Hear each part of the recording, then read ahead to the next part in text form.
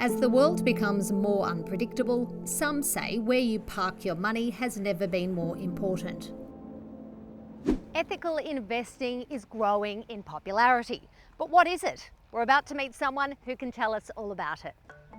Ethical investing, also known as responsible or sustainable investing, simply means factoring in people, society and the environment into investment decision making. That means not putting your money into things like fossil fuels, weapons, tobacco, logging and gambling, in favour of renewables, education, innovation, healthcare, recycling and companies with good governance.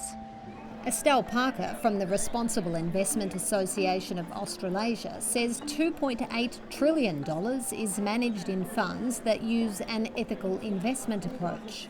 We're seeing a huge growth in this in the market at the moment. People are really keen to make sure that their superannuation products and their investments align with their values. But how do you actually go about doing it? Well, there are three main ways.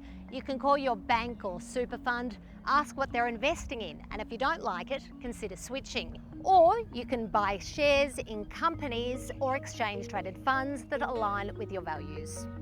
Nicole Haddo has done all three. She's turning the lessons she learned along the way into a book.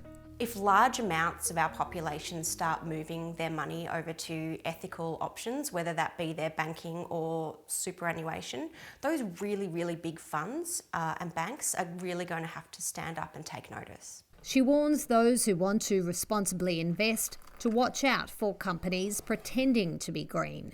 There is no regulation around putting ethical and sustainable labels on a lot of finance products, so it meant really digging into a super portfolio or an ethical exchange-traded fund and looking at every single holding.